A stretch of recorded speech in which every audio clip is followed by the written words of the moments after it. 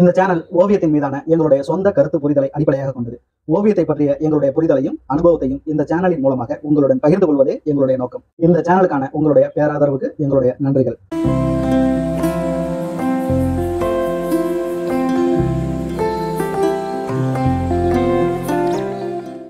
நம்மளுடைய சொந்த தயாரிப்பான art works regular யூசேஜில் உள்ள ப்ராடக்ட் தான் இது. இந்த ப்ராடக்ட் எல்லாமே நம்ம அமேசான் தளத்தில் பதிவேற்றம் பண்ணப்பட்டிருக்கு. இதுக்கான லிங்க்கு கீழே டிஸ்கிரிப்ஷனில் கொடுக்கப்பட்டிருக்கு.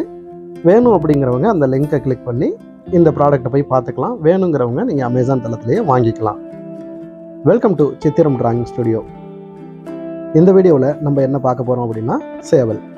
இது 2வது வீடியோ. நாம் இதுக்கு முன்னாடி சேவல் வீடியோ வந்து தமிழ் விளக்கத்தோட முழுமையாக போட்டிருக்கோம். நீங்கள் கீழே அதுக்கான லிங்க் இருக்குது. அந்த லிங்கை கிளிக் பண்ணி நீங்கள் அந்த வீடியோவையும் முழுமையாகவே பார்த்துட்டு வரலாம்.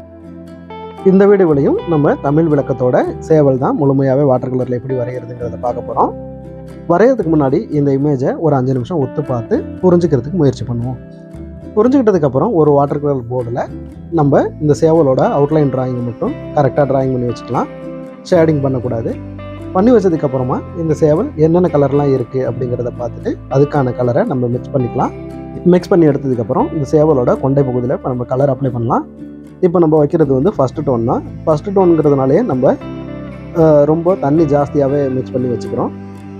இது நம்ம இப்போ மிக்ஸ் பண்ணி வச்சுருக்கிற கலர் வந்து கிரிம்சன் லேக்.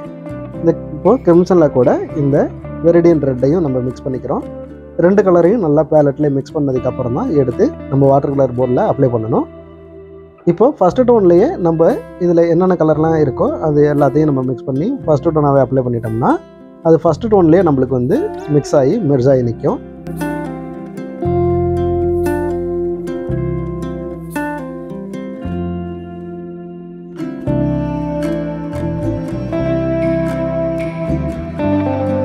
ஸோ அதே கொண்ட பகுதியிலேயே நம்மளுக்கு டார்க் இருக்கிறதுனால அதோடு சேர்த்து நம்ம பான்சீனாவையும் லைட்டாக ப்ளூ மிக்ஸ் பண்ணிக்கிறோம்.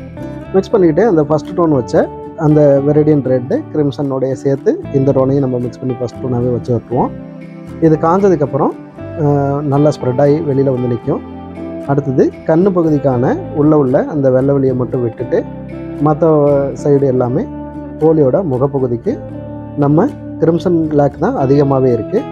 நம்ம டேரெக்டாக வெறும் கிரிம்சன் லேக் மட்டுமே வைக்க வேண்டாம். அதோட இன்னொரு கலர் ரெட்டோ அல்லது ஆரஞ்சோ மிக்ஸ் பண்ணி அப்படி கலர் வைக்கலாம். நம்ம எப்போவுமே ஒரே கலரை மிக்ஸ் பண்ணி வைக்கக்கூடாது. அப்படி வச்சோம் அப்படின்னா அது ஒரே கலரில் மோனோடோனில் தான் இருக்கும். நம்மளுக்கு கலர்ஃபுல்லாக தெரியணும் அப்படின்னா அந்த ஒரே கலரோட மற்ற அதோட ஃபேமிலியில் என்னென்ன கலர்லாம் போகுதோ அந்த கலர்லாம் லைட்டாக மிக்ஸ் பண்ணி கூட நம்ம அப்ளை பண்ணிக்கலாம். இப்போது கோழியோட கொண்டை பகுதியும் அதோட முகப்பகுதியும் நம்ம கலர் வச்சிட்டோம். அடுத்தது கோழியோட கழுத்து பகுதி வந்து நம்மளுக்கு எல்லோ, ஆரஞ்சு, ப்ரௌன் வரைக்குமே இருக்குது. அந்த கலர்லாம் நீங்கள் பேலட்டில் எல்லாமே ரெடியாக மிக்ஸ் பண்ணி வச்சாலும் ஓகே. அப்படி இல்லைன்னா நீங்கள் ஸ்பீடாக கலர் அப்ளை பண்ணுற மாதிரி இருக்கும். இப்போது நம்ம கோழியோட ஃபஸ்ட்டு டோனை எல்லோ மிக்ஸ் பண்ணி வச்சிடுறோம். எல்லோவுக்கு மேலே அதுக்கான ஆரஞ்சு, அடுத்தது பான்சீனா வரைக்கும் மிக்ஸ் பண்ணி நம்ம ஃபஸ்ட்டு டோனாகவே நம்ம அப்ளை பண்ணிடுவோம். இது ஃபஸ்ட்டு டோன் வந்து ரொம்ப அழகாகவே ஈக்குவலாகவே மெர்ஜ் ஆகும். அது காயறதுக்குள்ளவே நம்ம வச்சுக்கிட்டே இருந்தால் தான் அது மெர்ஜ் ஆகும்.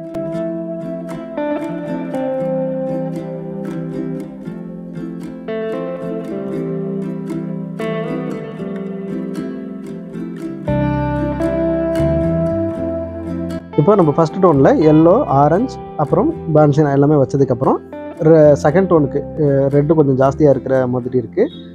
அது ஃபஸ்ட்டு டோன் காயறதுக்குள்ளேயே மேலேயே நீங்கள் தெரிகிற இடத்துல ரெட்டு அப்புறம் ப்ரௌன் எல்லாமே ஃபஸ்ட்டு டோன் காயறதுக்குள்ளே மிக்ஸ் பண்ணி வச்சிட்டிங்கன்னா அதோடைய மெர்ஜ் ஆகிடும். நம்ம ஃபஸ்ட்டு டோன் வச்ச ஃபீல்லே தான் இருக்கும். அடுத்தது கோழியோட இந்த உடம்பு பகுதி, இந்த பாடி பகுதியில் வந்து நம்மளுக்கு வயலட் அப்புறம் ப்ளூ ரெண்டுமே தெரியுது. அதுக்கான கலரை நம்ம மிக்ஸ் பண்ணி ஃபஸ்ட்டு டோனாகவே அப்ளை பண்ணிடலாம்.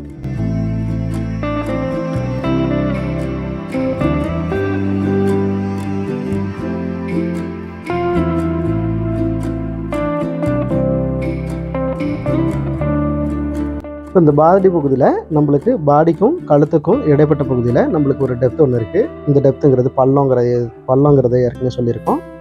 அந்த பகுதிக்கான கலர் மட்டும் டெப்த்துக்கு கலரோட அடர்த்தி வந்து ரொம்ப ஜாஸ்தியாக இருக்கிற மாதிரியே நம்ம அப்ளை பண்ணிக்கலாம்.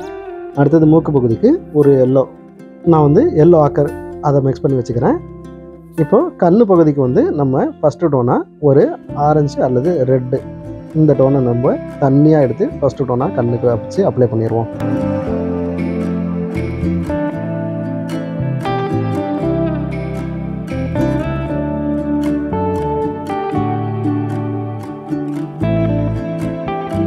இப்போது நம்ம ஃபஸ்ட்டு டோன் வந்து அப்ளை பண்ணி முடிச்சிட்டோம் எல்லா இடத்துலையுமே. இப்போ அந்த ஃபஸ்ட்டு டோன் காயிற வரைக்கும் வெயிட் பண்ணதுக்கப்புறம் செகண்ட் டோனுக்கான டீட்டெயிலுங்கிறது நம்ம பிரிக்க ஆரம்பிக்கலாம். ஃபஸ்ட்டு நான் வந்து இந்த கொண்டை பகுதியிலேருந்து பிரிக்க ஆரம்பிக்கிறேன். ஃபஸ்ட்டு டோனாகவே அந்த இடத்துல நம்ம என்ன வச்சுருக்கோம் அப்படின்னா கிரிம்சன் லேக் தான் தண்ணியாக வச்சுருக்கிறோம். இப்போ செகண்ட் டோனுக்கும் நான் கிரிம்சன் லேக்கு ப்ளஸ் அதோட வெரியண்ட் ரெண்டையும் மிக்ஸ் பண்ணி தண்ணி கொஞ்சம் கம்மியாக வச்சுக்கிட்டு கலரோட திக்னஸை ஃபஸ்ட்டு டோனோட கொஞ்சம் அடர்த்தியாக வச்சுக்கிட்டு செகண்ட் டோன் பிரிக்கிறேன். இந்த பிரிக்கும்போது அதோட வால்யூம் எப்படி இருக்குங்கிறத பார்த்துக்கங்க.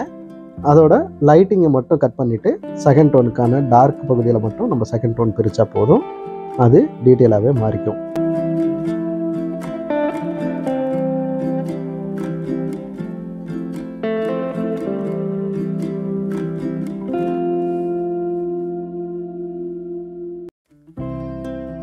அடுத்தது கோழியோட முகப்பகுதி வந்து நம்மளுக்கு கிரிம்சன்லேருந்து கீழே உள்ள அந்த ப்ரௌன் டோனை பிரித்து காட்ட போகிறோம். பிரித்து காட்டுறதுக்கு நம்ம செகண்ட் டோனுக்கு எல்லாமே லைனாக தான் டீட்டெயில் போடுறோம். இந்த லைன் போடுறதுங்கிறது என்ன அப்படின்னா, நீங்கள் ஃப்ரீயாக இருக்கும்போது ப்ரஷ்ஷை எடுத்துகிட்டு லைனுக்கான ப்ராக்டிஸ் மட்டும் நீங்கள் பண்ணிக்கிட்டே இருக்கணும்.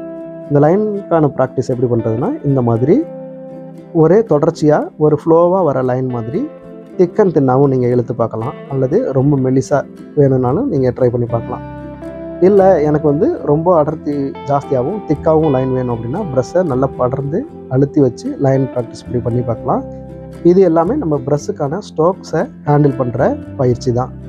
இந்த பயிற்சி இருந்தால் போதும், இப்போது நம்ம செகண்ட் டோனுக்கான டீட்டெயிலுங்கிறது ரொம்ப ஈஸியாக காட்ட முடியும்.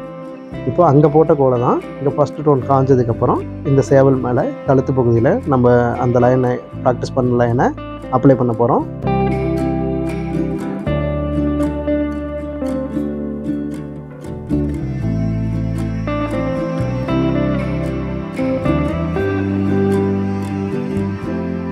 இந்த சேவலுக்கான தாடை பகுதி, இப்போ இந்த பகுதிக்கு என்ன பண்ணுறோம் அப்படின்னா கிரிம்சனோடைய டார்க்கை வந்து எடுத்துக்கிறோம். லைட்டை கட் பண்ணிவிட்டு டார்க் பகுதிக்கு நம்ம டீட்டெயில் வச்சு பிரிச்சிட்டோம் அப்படின்னா நம்மளுக்கு அந்த இடம் மேடு எது பள்ளம் எதுங்கிறது நம்மளுக்கு தெளிவாகவே பிரிய ஆரம்பிச்சிடும். அடுத்தது கண்ணுக்கான அந்த பள்ளத்துக்குள்ள டெப்த்துக்கு நான் ஒரு ரெட்டை அவுட்லைனாக வச்சிடுறேன். உள்ளுக்குள்ளே உள்ளதுக்கு ஒரு டார்க்கு அப்புறமா நம்ம வச்சுக்கலாம் இது காஞ்சதுக்கப்புறம். இப்போது இந்த ஃபேஸும் கொண்டையும் நம்மளுக்கு டீட்டெயில் வந்து போதுமானது கிடச்சிருச்சு.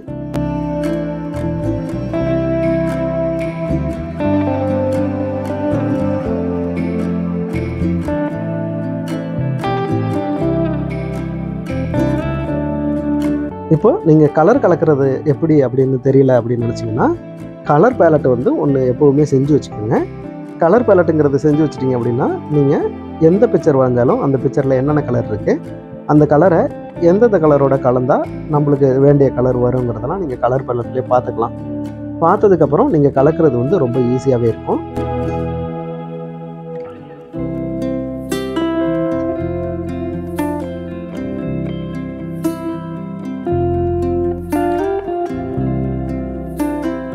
இந்த கலர் பேலட் வந்து எப்படி பண்ணுறது அப்படிங்கிறத நீங்கள் அடுத்தடுத்த வீடியோக்களில் ஒரு முழு வீடியோவாகவே பார்க்கலாம். இப்போது நம்ம பயிற்சி பண்ணியிருந்த லைன் ப்ராக்டிஸ் எல்லாம் இந்த இடத்துல தான் நம்ம அப்ளை பண்ணி பார்க்க போகிறோம். இந்த லைன் ப்ராக்டிஸ் அப்ளை பண்ணுற இடம் வந்து ஒரே கலரை எடுத்து வச்சுட்டு நம்ம அப்ளை பண்ண முடியாது. ஏன்னா நம்ம ஃபஸ்ட் டோனில் வந்து எல்லோ வச்சுருக்கோம், ஆரஞ்சு வச்சுருக்கோம், ரெட்டு வச்சுருக்கோம், ப்ரௌன் வச்சுருக்கோம். இப்போது அந்தந்த கலருக்கு தகுந்த மாதிரியான நம்ம செகண்ட் டோனுக்கான கலர் டோனை எடுத்துக்கலாம். எடுத்து வச்சுக்கிட்டு அதுக்கு மேலே இந்த லைன்ஸ்க்கான ஃப்ளோ எப்படி வருது அப்படிங்கிறத பார்த்துட்டு அதுக்கு தகுந்த மாதிரி அந்த ஃப்ளோவிலே நீங்களும் லைன் ப்ராக்டிஸில் பண்ண மாதிரியான அந்த ப்ராக்டிஸை இங்கே அப்ளை பண்ணலாம். அப்ளை பண்ணால் நம்மளுக்கு டீட்டெயில் ஆட் ஆகும். ப்ளஸ் அந்த ஃப்ளோவிலே லைன் போகிறதுனால சேவலுக்கான டீட்டெயில் வந்து ரொம்ப தெளிவாகவே தெரியும்.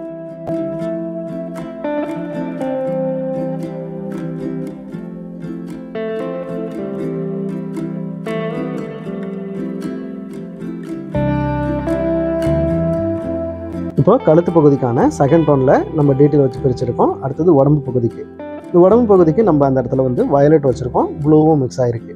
இப்போ அதுக்கு ஏற்ற மாதிரியான அடுத்த கட்டத்துக்கான ஒரு டார்க்கை எடுத்துக்கலாம்.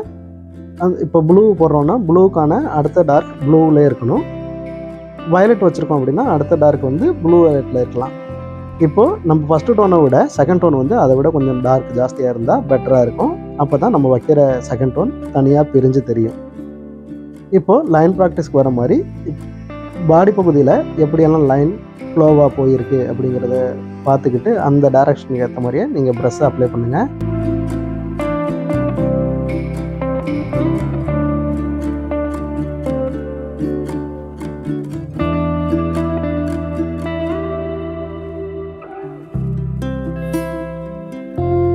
ப்ரஷோட ஹேண்ட்லிங் வரணும் அப்படின்னா நீங்கள் ஃப்ரீயாக இருக்கும்போது ப்ரஷோட ஹேண்ட்லிங்கில் எப்போவுமே பயிற்சி பண்ணிக்கிட்டே இருக்கணும். இப்போ கழுத்து பகுதியில் வந்து நம்மளுக்கு செகண்ட் டோனும் காஞ்சிருச்சு. இப்போ இந்த செகண்ட் டோன் நல்லா காயட்டும். காஞ்சதுக்கப்புறமே நம்ம தேர்ட் டோன் அப்ளை பண்ணுவோம்.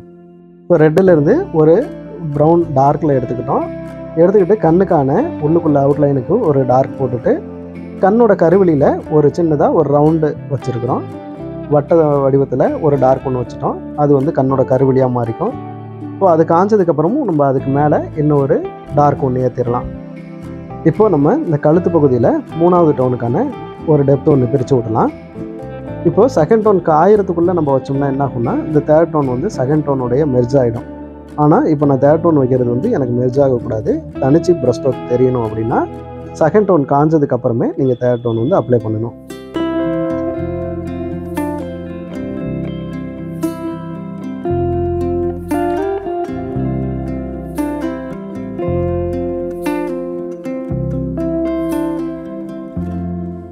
இப்போ தேர்ட் டோன் வரும்போது நம்மளுக்கு வாட்டரோட லெவல் வந்து கம்மியாக இருக்கணும், கலரோட அடர்த்திங்கிறது ஜாஸ்தியாக இருக்கணும். அப்போ தான் நம்மளுக்கு டெப்த்துங்கிறது ஈஸியாக கிடச்சிக்கிட்டே இருக்கும். இப்போ ஃபஸ்ட்டு டோன்லேருந்து செகண்ட் டோன் தேர்ட் டோன் இப்படி ஒவ்வொரு டோனும் ஏற ஏற நம்மளுக்கு டெப்த்தை நோக்கி தான் அப்ளை பண்ணிக்கிட்டே போய்கிட்டு இருப்போம்.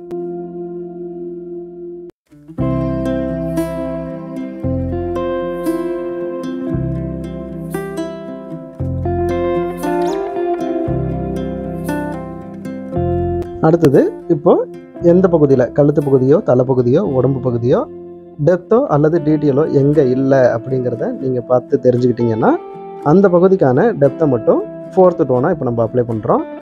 இப்போ எனக்கு இந்த இடத்துல கலரும் கம்மியாக இருக்குது, அதே சமயத்தில் டீட்டெயிலும் கம்மியாக இருக்கிற மாதிரி ஃபீல் ஆகுது. அதனால் இப்போ நான் கலருக்காகவும் டீட்டெயிலுக்காகவும் ப்ரஷ் ஸ்ட்ரோக்ஸை கொஞ்சம் பெருசாகவே வச்சு விட்றேன். இப்போது எனக்கு அந்த இடத்துல வால்யூம்ங்கிறது நல்லா தெளிவாகவே இப்போ பிரிஞ்சு நிற்கிது.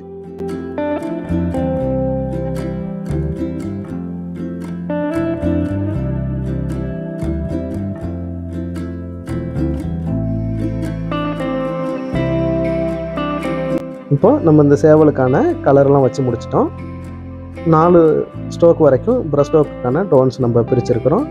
மூக்கு பகுதி வந்து ஃபஸ்ட்டு டோன்லேயே நிற்கிது. இப்போது ஒரு டார்க் வச்சு மூக்கு பகுதியை அதோட டீட்டெயிலை பிரிச்சிடலாம். இப்போ நம்மளுக்கு டீட்டெயிலாக தெரியுது.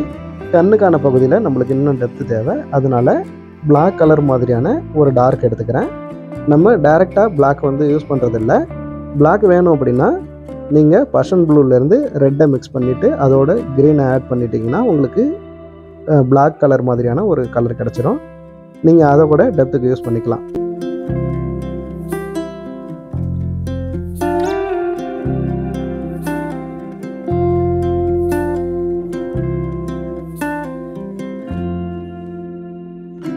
இப்போது நம்ம இந்த கோழிக்கான கலரில் எங்கெங்கெல்லாம் டெப்த் இல்லையோ அந்த இடத்துல மட்டும் லைட்டாக ஃபைனல் ஒரு டச்சாக ஒரு டார்க் வச்சு டச் பண்ணிடலாம். இப்போ இந்த சேவலுக்கான டீட்டெயிலை நம்ம முடிச்சிட்டோம். அடுத்தது இதுக்கான பேக்ரவுண்டு. இந்த பேக்ரவுண்டு வைக்கும்போது நம்மளுக்கு சப்ஜெக்ட் வந்து என்ன டார்க்காக இருக்கா அல்லது லைட்டாக இருக்காங்கிறத பார்த்துக்கோங்க. அதுக்கேற்ற மாதிரியான பேக்ரவுண்டை நம்ம செட் பண்ணணும். நம்ம இமேஜில் இருக்கிற மாதிரியே பேக்ரவுண்டை நம்ம செட் பண்ண வேண்டாம். நம்ம வந்து இதுக்கு பேக்ரவுண்டு வந்து ஷார்ப்னஸ் இல்லாமல் பிளராக இருந்தால் ஓகே. ஏன்னா சப்ஜெக்ட் வந்து நம்மளுக்கு தெளிவாக ஷார்ப்பாகவே இருக்குது. பேக்ரவுண்டு வந்து கொஞ்சம் சப்போர்ட் பண்ணுற மாதிரி தான் இருக்கணும். அதுக்காக என்ன பண்ணியிருக்கோன்னா பேக்ரவுண்டு ஃபுல்லாகவே ஃபஸ்ட்டு ஒரு வாட்டர் அப்ளை பண்ணியிருக்கிறோம். இந்த வாட்டர் அப்ளை பண்ணது எதுக்காக அப்படின்னா கலர் வந்து சீக்கிரம் காயாமல் இருக்கணுங்கிறதுக்காக. இப்போது வாட்டர் அப்ளை பண்ணதுக்கு மேலே நீங்கள் என்ன கலர் கலந்து வைக்கணும்னு நினைக்கிறீங்களோ அந்த கலரை எடுத்து பேக்ரவுண்டுக்கு அப்ளை பண்ணிக்கலாம்.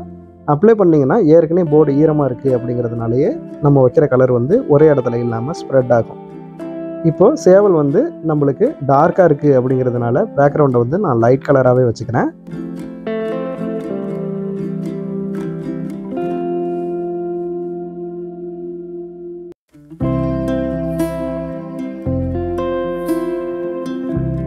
பேக்ரவுண்டு செட் பண்ணும்போது இப்போது நான் சப்ஜெக்ட்டுக்கு ஏற்ற மாதிரி சப்ஜெக்ட்டுக்கு சப்போர்ட் பண்ணுற மாதிரியானதை பேக்ரவுண்டு தான் வைக்கணும். இப்போ சேவலுக்கான கலர் வந்து ரெட்டு ஃபேமிலியில் இருக்குங்கிறதுனால நான் பேக்ரவுண்டில் வந்து க்ரீன் ஃபேமிலியிலேயே நான் அந்த கலரை அப்ளை பண்ணிக்கிறேன். இப்போது பேக்ரவுண்டில் கலர் அப்ளை பண்ணதுக்கப்புறம் டீட்டெயில் வேணும் அப்படின்னா கலரை எடுத்து லைட்டாக அந்த இடத்துல உதறி விட்டால் போதும். கலர் எடுத்துக்கோங்க, தேவையான இடங்களில் மட்டும், எல்லா இடமும் இல்லை. உங்களுக்கு எங்கே டீட்டெயில்னு தேவைன்னு நினைக்கிறீங்களோ அந்த இடத்துல மட்டும் ப்ரஷ்ஷை உதறி விட்டால் போதும்.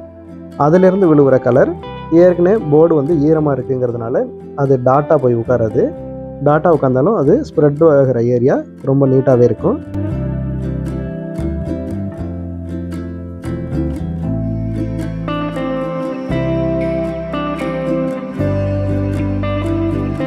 இப்போ நம்மளுக்கு பேக்ரவுண்டு வந்து இருக்குது, டீட்டெயிலாக ஏதோ ஒன்று இருக்குது அப்படிங்கிற ஃபீலை கொடுக்குது. ஆனால் எதுவுமே தெளிவாக தெரியலை, பிளராக இருக்குது. ஆனால் நம்மளோட சப்ஜெக்டான சேவல் ரொம்ப ஷார்ப்பாக தெளிவாகவே தெரியுது. இந்த வீடியோ உங்களுக்கு பிடிச்சிருந்தது அப்படின்னா ஞாபகமாக இந்த வீடியோவுக்கு ஒரு லைக் போட்டுருங்க. இந்த வீடியோ உங்களுக்கு ரொம்பவே பிடிச்சிருந்தது அப்படின்னா ஓவியத்தின் மீது ஆர்வம் உள்ள உங்கள் நண்பர்களுக்கு இந்த வீடியோவை ஷேர் பண்ணிவிடுங்க. மேலும் இந்த சேனலை சப்ஸ்கிரைப் பண்ணாமல் பார்க்குறவங்க ஞாபகமாக ஒரு சப்ஸ்கிரைப் பண்ணிவிடுங்க. அப்போ தான் இதன் தொடர்ச்சியான வீடியோக்கள் உங்களை வந்து சேரும். மீண்டும் நம்ம இன்னொரு வீடியோவில் சந்திக்கலாம். நன்றி.